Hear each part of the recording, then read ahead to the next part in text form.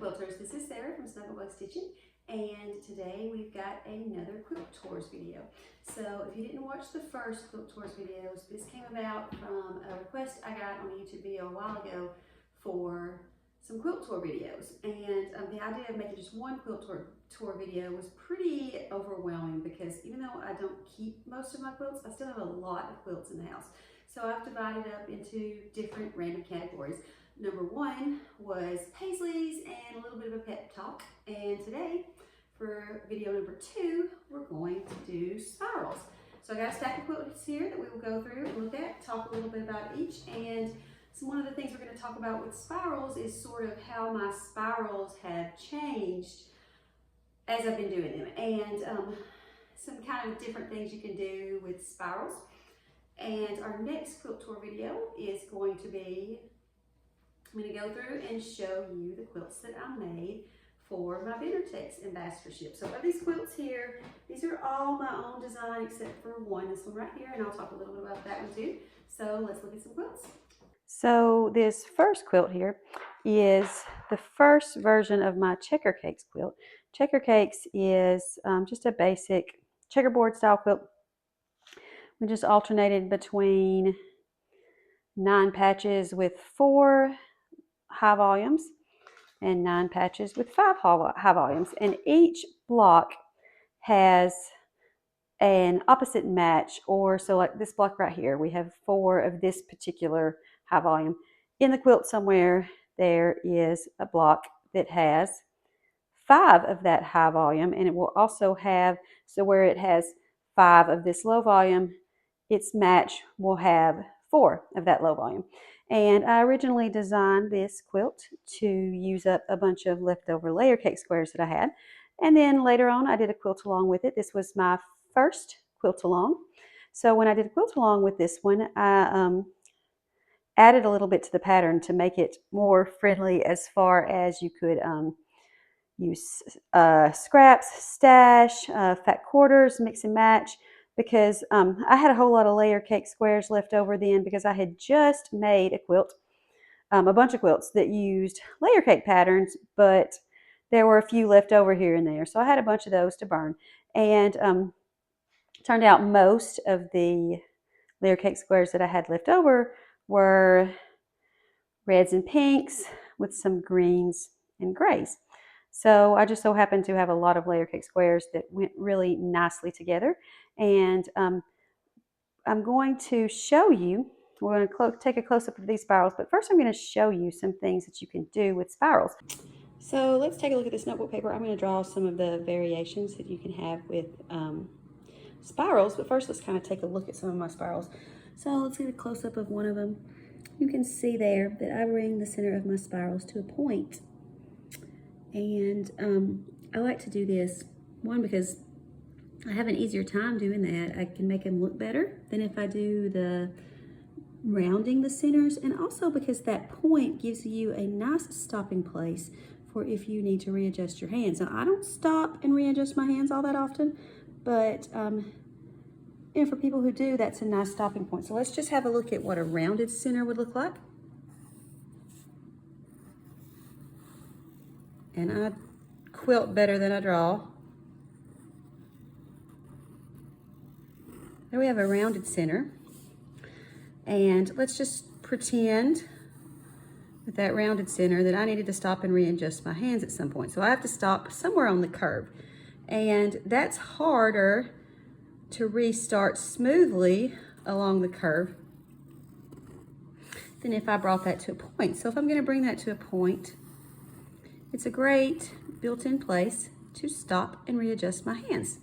I can restart smoother a lot easy on that point than if I had brought that to a curve. And with these kind of spirals here, this is not the first time I ever did spirals. I don't have that quilt anymore, but with these spirals here, I am not making tails on the spirals. So let's just get another piece of paper, and I'm going to show you how the rhythm is for these spirals right here. So bring to a point,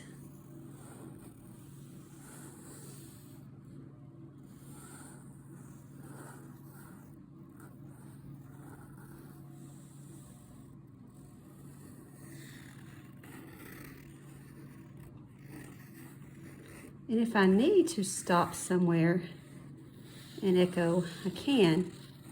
But I'm not really making tails with these.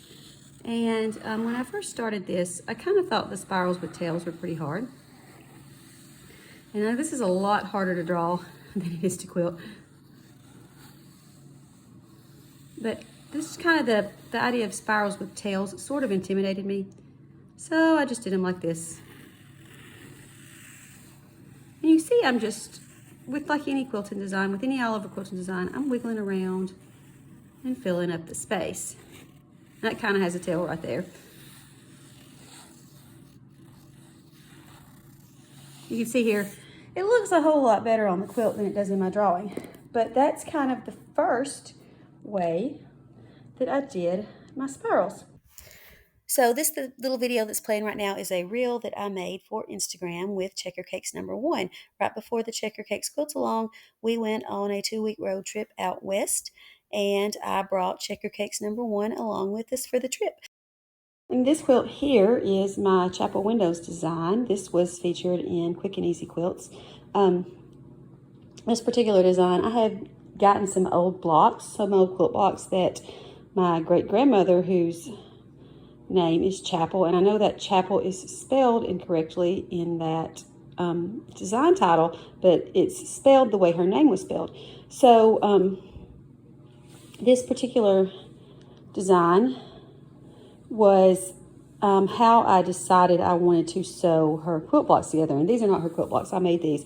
But the number of quilt blocks I had was an odd number of quilt blocks. It was a weird number to the point that it would have been hard to have sewn them together. So this was sort of my plan for sewing those blocks together.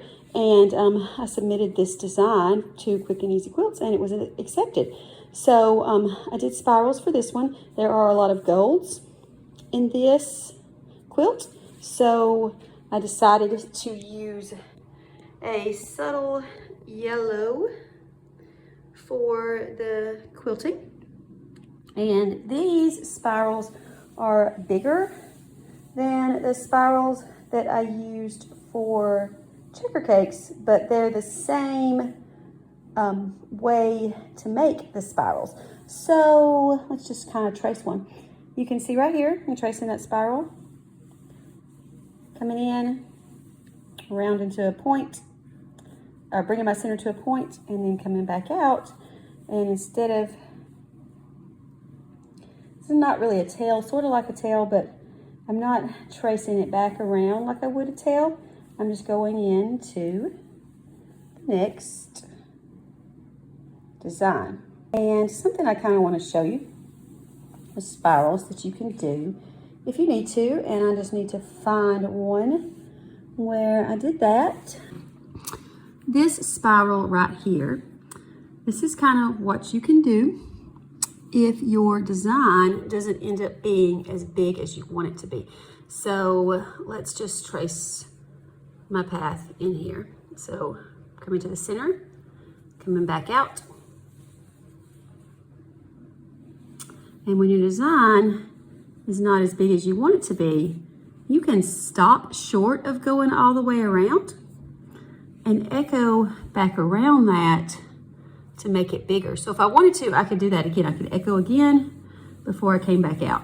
And that's kind of just something you can do if your design did not take up as much space as you wanted it to. So here's one right here where I did something similar to that. Let's just trace that in. So that's the edge of it.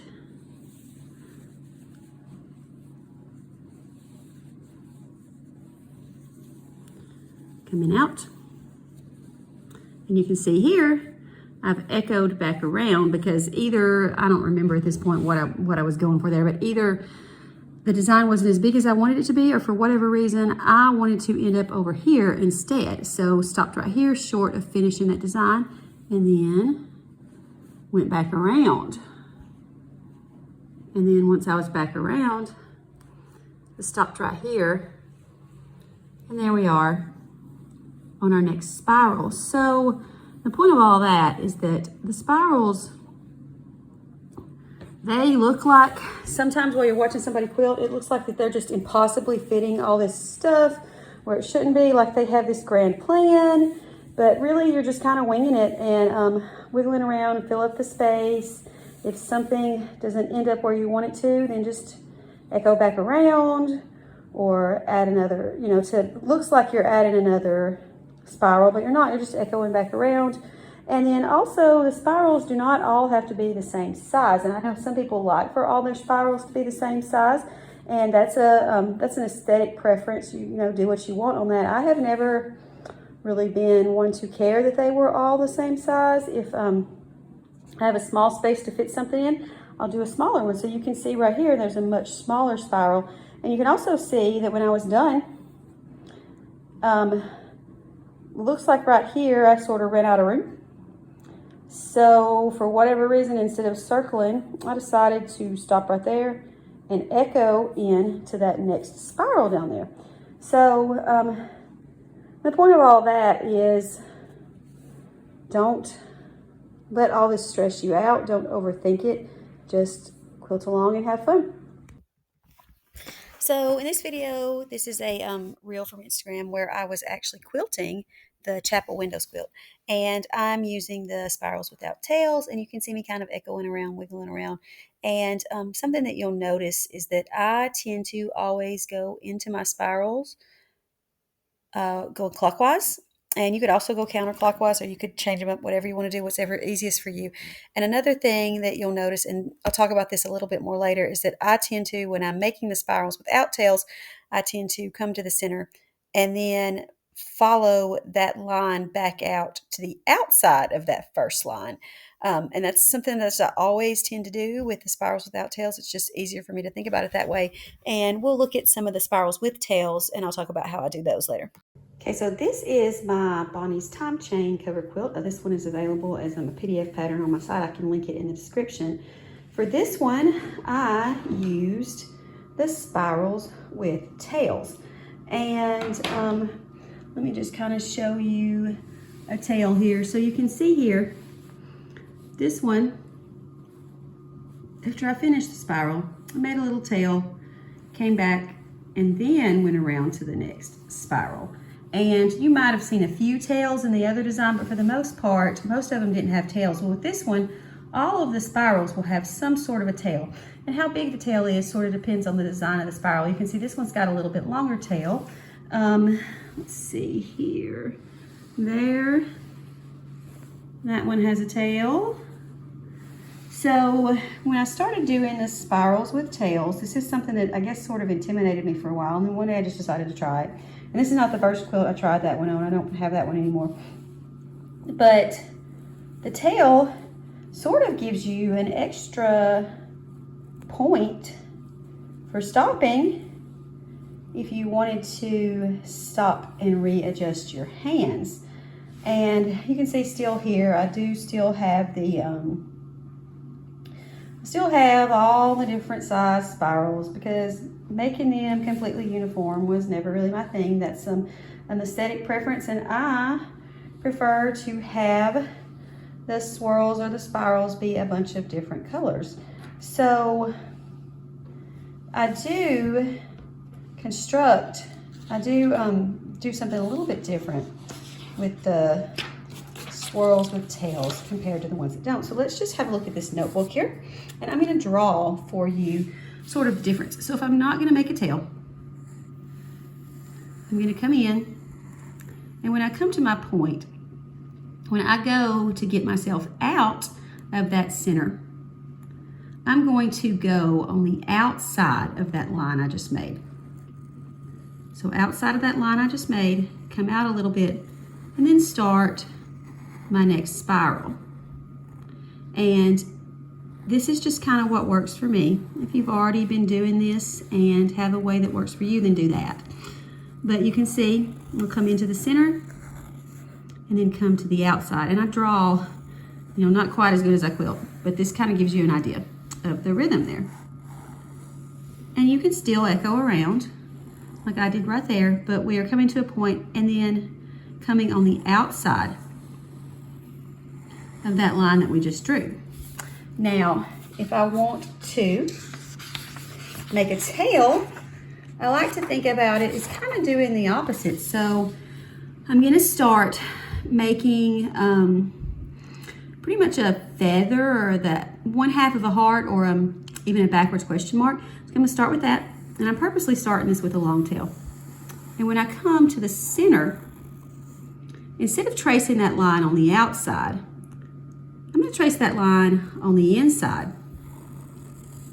Come around to where I started, and then go back up, stop there, echo around, and then go into another swirl.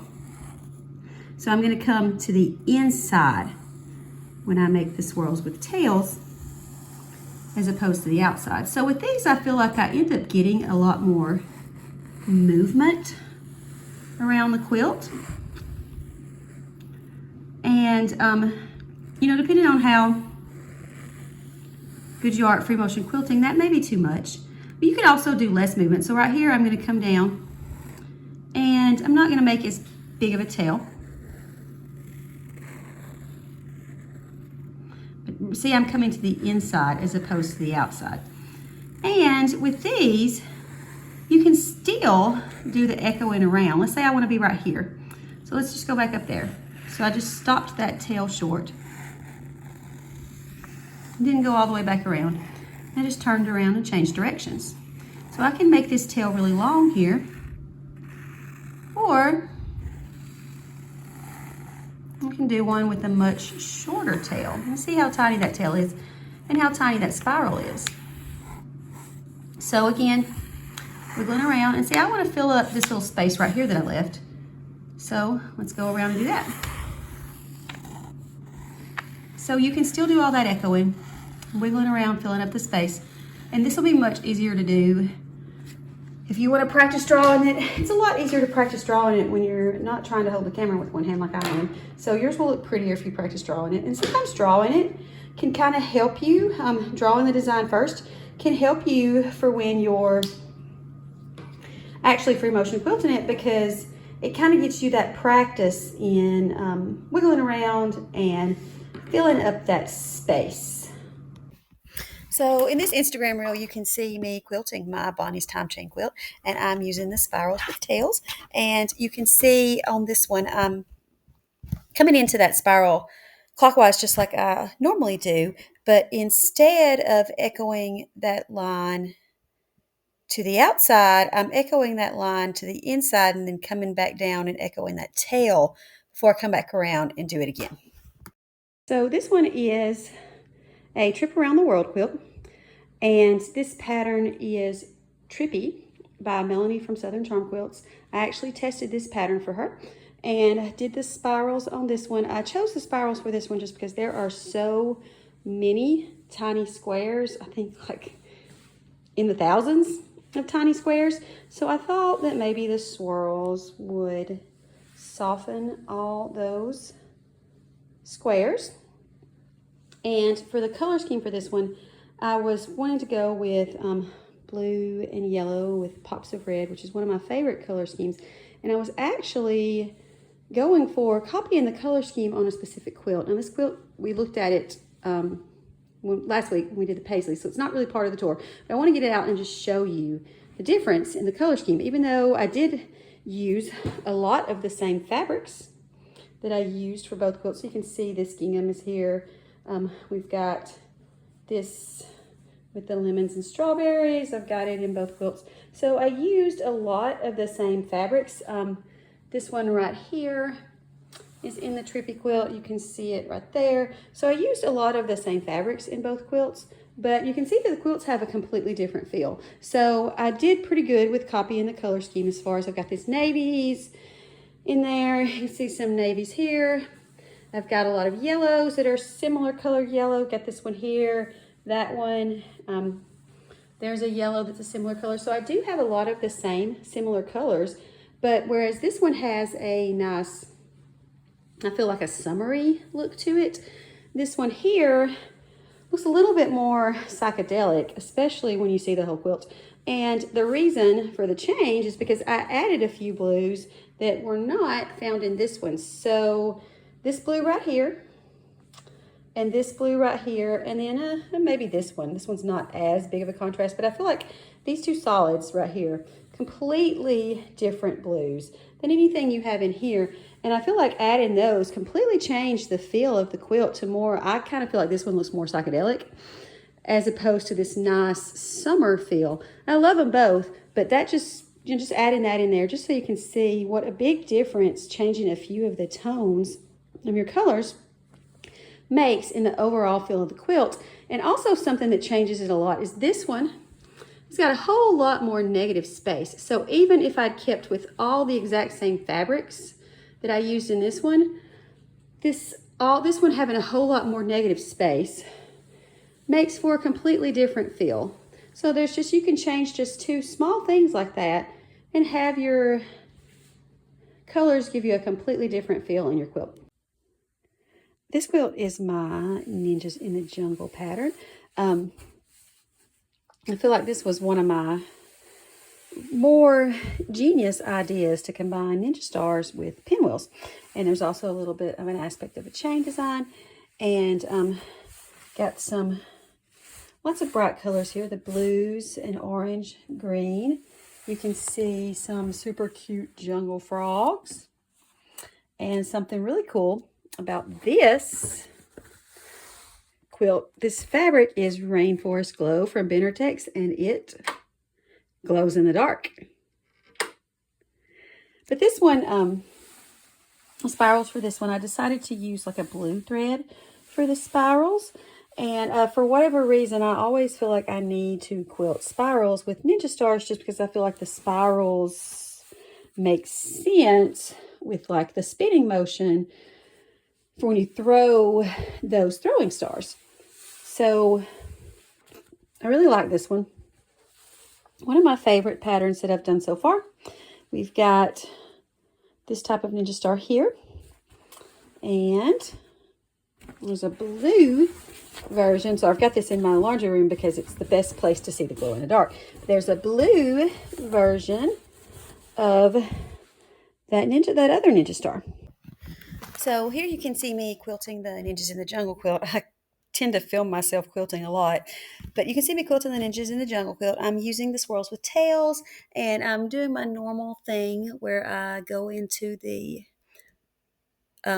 spirals or swirls. Sometimes I say swirls. I go into them clockwise and then come out of them. And I'm going into the center at the point, and then for the swirls with the tails, echoing to the inside of that line and then coming out and doing it again. And all of these things are personal preference. This is what helps me. Maybe it'll help you. But do whatever makes the most sense for you. So last one for the spirals, we have my Ninja Star Sampler pattern. This was my first block of the month pattern. This block right here is January. I do have a video on block challenge where I reimagined my January block. I can link to that in the description. But each one of these blocks in Ninja Star Sampler has the Ninja Star in the center, and then they have these pieces on the corner that come together to make that secondary Ninja Star here.